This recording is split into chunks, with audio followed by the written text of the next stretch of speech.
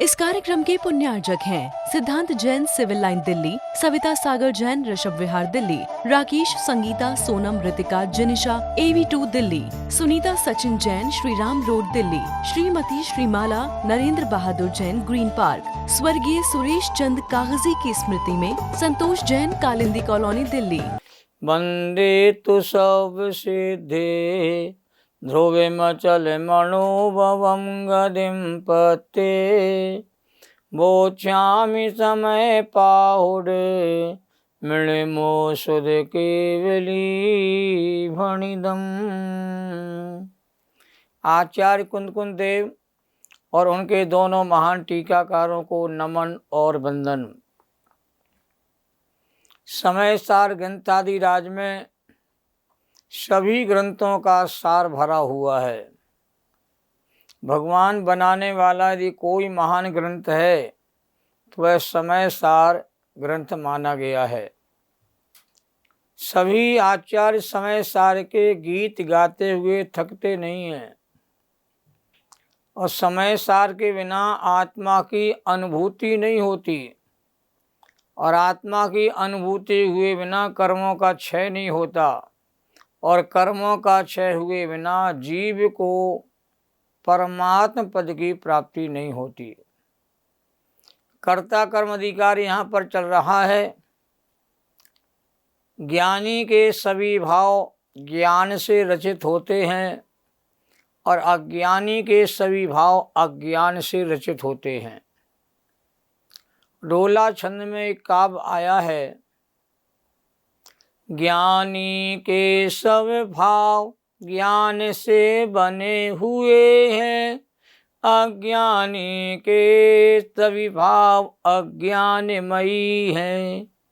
उपादान के ही समान सब कारज होते, जो बोने पर जो ही तो पैदा होते। ये सुंदर काव्य है। इसमें सारा निचोड़ गाथाओं का रख दिया गया है। 67वें कलश में और विगत गाथाओं का भाव यह है कि चतुर्थ गुणस्थानवर्ती ज्ञानी जीवों के चात्व की कमजोरी से जो भूमिका अनुसार रागादि भावों का परिणमन पाया जाता है, वह परिणमन भी ज्ञान में भाव ही कहलाता है। क्यों ज्ञानी के उन रागादि भावों में अहम बुद्धि, ममत्व बुद्धि, कर्तव्य बुद्धि नहीं रखने से अनंत संसार को रोकने वाला मिथ्यात्व, अनंत संसार को करने वाला मिथ्यात्व आदि का बंध नहीं होता। चात्र मोह उदय संबंधी जो बंध होता है वह अत्यंत अल्प होता है और अनंत संसार का कारण नहीं बनता। इस कारण यहाँ उसे बंध में नहीं गिनते। अज्ञानी को विषय भोगों में एकत्व, ममत्व, कर्तृत्व और भोक्तृ बुद्धि है। इस कारण अज्ञानी को बंध होता है और ज्ञानी का उसमें एकत्व, ममत्व, कर्तृत्व और भोक्तृत्व बुद्धि नहीं होने से ज्ञानी को बंध नहीं होता। बंध का मूल कारण शुभाशुभ क्रियाएं नहीं हैं, अपितु अज्ञान व मिथ्या भाव है। जब तक जीव इस अज्ञान भाव को नहीं छोड़ेगा तब तक बंध का निरोध नहीं होगा और बंध का निरोध नहीं होगा तो संवर भी नहीं होगा और संवर नहीं होगा तो संवर से निजरा भी नहीं होगी और संवर से निजरा नहीं है तो मोक्ष भी नहीं होगा। अब आगामी 130 और 131 इन दो गाथाओं में विगत गाथाओं के मर्म को दृष्टांत के द्वारा समझाया जा रहा है। गाथाएं मूल इस प्रकार हैं। 130 नंबर की गाथा। कर्णे मया भावादो जायन्ते कुंडलादो भावा, अयम मया भावादो जय जायन्ते दुकर्ण आदि। देखिए गाथा को हम एक एक शब्द के माध्यम से उच्चारण करेंगे, जिससे हमारा शुद्ध उच्चारण भी हो। कणय मया भावादो जायन्ते कुंडलादो भावा। अयम मया भावादो जह जायन्ते दु कण आदि। एक साथ देखो, लय के साथ बोलते हैं। कणय मया भावादो जायन्ते कुंडलादो भावा। अयम मया भावादो जय जायन्ते दुकणे आदि। इस गाथा का हिंदी में अनुवाद देखते हैं। स्वर्ण निर्मित कुंडलादि स्वर्णमय ही हो सदा।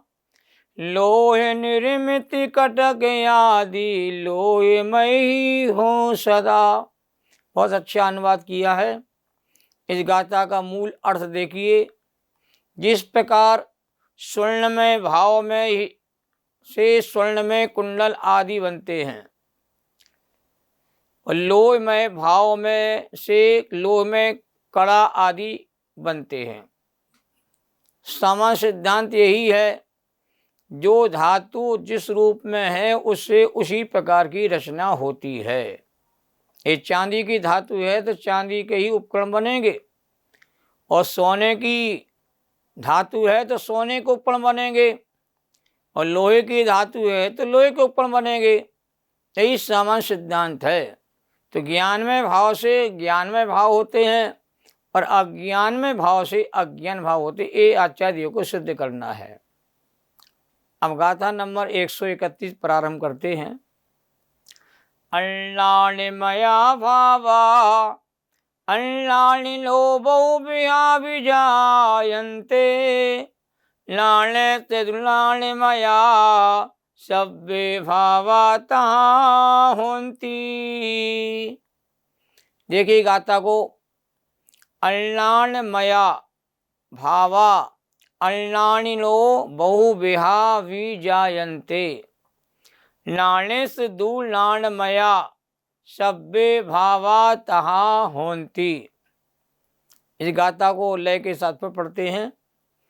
अल्लाणिमया भावा अल्लाणि लो बहुविहा विजायन्ते लाणे से दुलाणमया सब्बे भावा तहाँ होन्ति। गाथाओं का हम सबको सस्वर पाठ करते रहना चाहिए। गाथाओं के पाठ करने से हम आचार्य कुंद कुंदेव के बहुत निकट पहुंच जाते हैं, और मूल गाथा को बार बार पढ़ने से मूल गाथा का भाव भी अंदर में धीरे धीरे कहते प्रकट होना प्रारंभ हो जाता है। इस गाथा का हिंदी में अनुवाद देखिए। इस तरह अज्ञानियों के भाव हो अज्ञान में, इस तरह सब भाव हो सद्ज्ञानियों के ज्ञान में। अनुवाद बहुत अच्छा किया गया है। अर्थ देखिए। उसी प्रकार अज्ञानियों के अनेक प्रकार के अज्ञानमय भाव होते हैं, और ज्ञानियों के सभी भाव ज्ञानमय होते हैं। अब दो जीव हैं, ज्ञानी और अज्ञानी। अब ज्ञानी के जो भाव होंगे वो ज्ञानमयी होंगे, और अज्ञानी के जो भाव होंगे वो अज्ञानमयी होंगे। ऐसा कभी नहीं होगा कि अज्ञानियों के भाव ज्ञान में होने लगे और ज्ञानियों के भाव अज्ञान में होने लगे। अब जिसकी अज्ञान भाव होते हैं वो अज्ञानी कहलाता है, और जो ज्ञान में भाव जिसके भीतर होते हैं वो सब ज्ञानी पुरुष ही कहलाते हैं। भाई ज्ञानी अज्ञानी की मूल व्याख्या क्या है? जो अज्ञान में डूबा हुआ है, अज्ञान में रचा पचा हुआ है, अज्ञान में परिणाम हो रहे हैं, उसको अज्ञानी कहा जाता है। जो ज्ञान में भाव में मग्न है, अज्ञान में भाव जिसके भीतर होते रहते उसका नाम ज्ञानी कहलाता है। टीका बहुत संक्षिप्त है और टीका कहते बहुत सारगर्भित है कि जिस प्रकार पुद्गल के स्वयं परिणामी स्वभावी होने पर भी कारण के अनुसार ही कार्य होता है। अब ये बहुत बड़ा नियम है क्योंकि पुद्गल भी परिणमन स्वभावी है और चेतन भी परिणमन स्वभावी है। और कारण के अनुसार कार्य होता है, ये सिद्धांत पूरे जगत में प्रसिद्ध है। कारण विपरीत होगा तो कार्य भी कहते हैं अनुकूल नहीं होगा, विपरीत ही होगा, प्रतिकूल ही होगा। इस नियम के अनुसार स्वर्ण पदार्थ से स्वर्ण में ही कुंडल आदि कहते बनते हैं। अब सोने का अब कुंडल बनाओ, हार बनाओ, अंगूठी बनाओ, चेन बनाओ, और स्वर्ण में धातु है तो उससे जो भी निर्मित होगा वो सोने के आभूषण ही तैयार होंगे, ये पूरी दुनिया को पता है। और लोह में कड़ा आदि नहीं बनते हैं। सोने से कोई लोहे का कड़ा बनाना चाहे तो कभी 3 काल में नहीं बनेगा।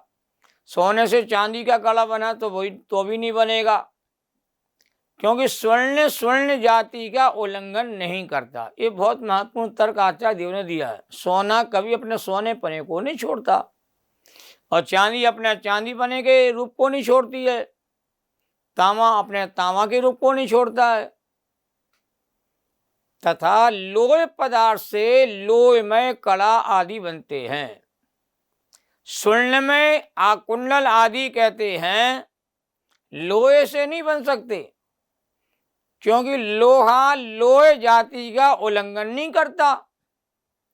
और लोहा कितना भी कीमती क्यों ना हो जावे तो भी लोहे से लोहे के ही कहते हैं उपकरण कहते बनेंगे। पूरे जगत का नियम है, कोई भी धातु अपने रूप को अन्य धातु के रूप में परिवर्तित नहीं करती। यदि लोहा सोना बनने लगे और सोना लोहा बनने लगे, ऐसा जगत में होने लगे, तो कोई किसी धातु के स्वरूप पर विश्वास ही नहीं करेगा। लोहा है सोना बन गया, सोना था लोहा बन गया, ऐसा कहते जादू आदि के द्वारा कहते दिखाया भी जावे तो भी वास्तव में ऐसा प्रमाण होता नहीं है। इसी प्रकार जीव के स्वयं परिणाम स्वभावी होने पर भी कारण के अनुसार कहते कार्य होते हैं। यदि परिणमन स्वभावी जीव नहीं होता तो जीव में शुद्धरूप परिणमन हो ही नहीं सकता, और अशुद्ध परिणमन से जीव में शुद्ध परिणमन हो जाता है, क्योंकि जीव में परिणमन स्वभाव की योग्यता उसके भीतर कहते विद्यमान है। तो कारण के अनुसार कार्य होते हैं इस नियम के अनुसार। वो ये नियम पूरे लोक में सब जगह प्रसिद्ध है। बबूल का बीज बोया जाएगा तो बबूल के पेड़ ही तैयार होंगे, आम का बीज बोया जाएगा तो आम के पेड़ ही तैयार होंगे, गेहूं यदि बोया जाएगा तो गेहूं ही पैदा होगा, चना बोया गया तो चने ही पैदा होंगे।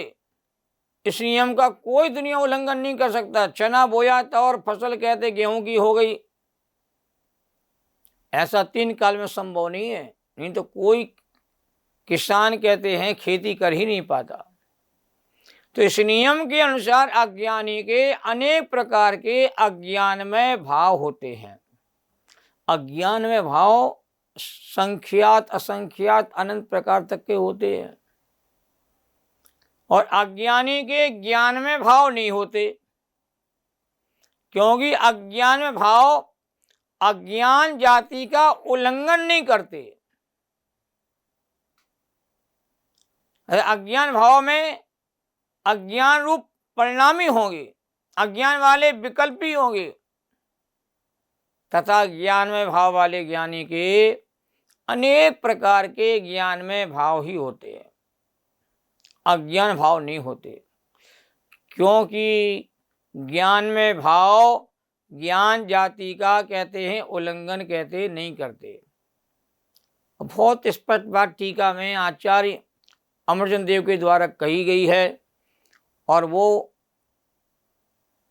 इसलिए कही जा रही है कि ज्ञानी के सारे भाव ज्ञान में हैं और अज्ञानी के सारे भाव अज्ञान में हैं।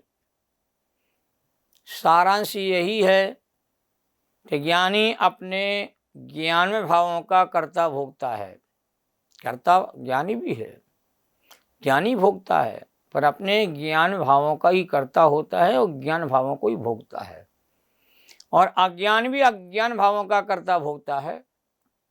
सारे जगत के जीव कहते कर्ता भोगता है, पर अपने परिणामों के, अपने भावों के। अज्ञानी के सवासु भाव में आत्मबुद्धि होने से उसके समस्त भाव अज्ञान में ही है। अब ये तर्क क्या रखा कि अज्ञानी के जितने शुभ अशुभ परिणाम हो रहे हैं उसमें उसकी आत्मबुद्धि है, एकत बुद्धि है, और ममत बुद्धि है, कर्ता बुद्धि है, भोक्ता बुद्धि है।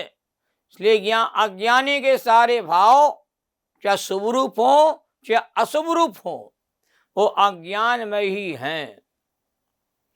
और वो अज्ञान में भाव ही कर्म बंधन के कहते निमित्त कारण होते हैं। कर्म बंधन कहते हैं होता है तो विकारी भावों से होता है, मलिन भावों से होता है।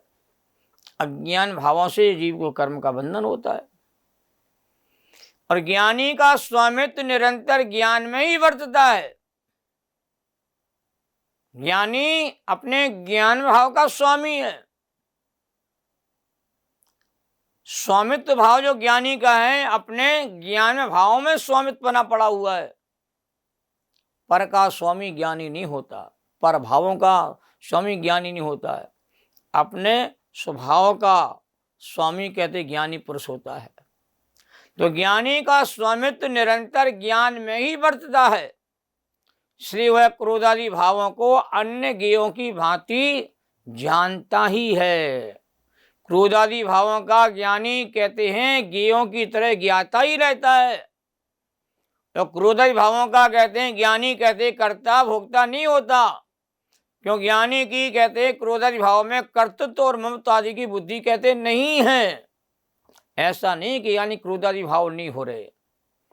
चात मोहिनी कर्म के उदय में ज्ञानी के भी क्रोधादि विकारी परिणाम होते हुए दिखाई देते हैं, पर ज्ञानी का क्रोधादि परिणाम में कहते हैं अपनापन नहीं है, ममत्व का भाव नहीं, कर्ता आदि का भाव नहीं है, इसलिए और उनका कहते हैं कर्ता भोक्ता नहीं होता।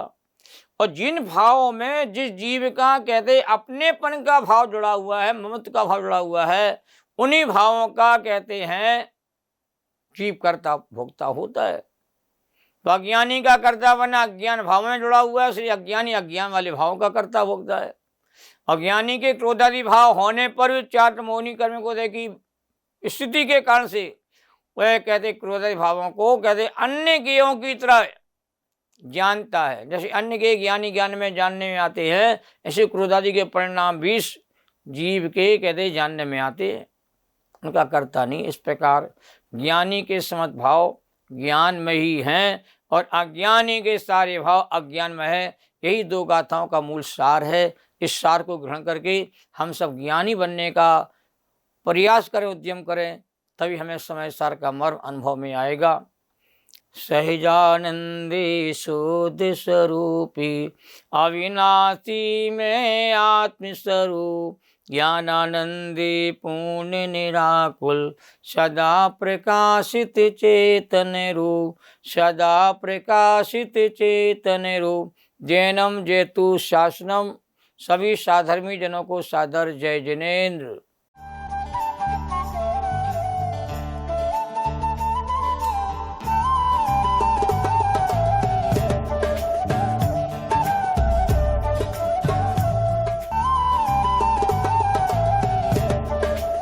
इस कार्यक्रम के पुण्यार्जक थे श्रीमती मंजू विनोद जैन गुड़गांव, सरला राज स्वाति जैन राजपुर रोड दिल्ली, आयुषी अतिशय जैन, आराधना जैन जर्मनी, सुबोध अंजू सुनीत शिवानी कालिंदी कॉलोनी दिल्ली, सुशील विनोद जैन योजना विहार, विकास स्वाति जैन ग्रेटर कैलाश 3।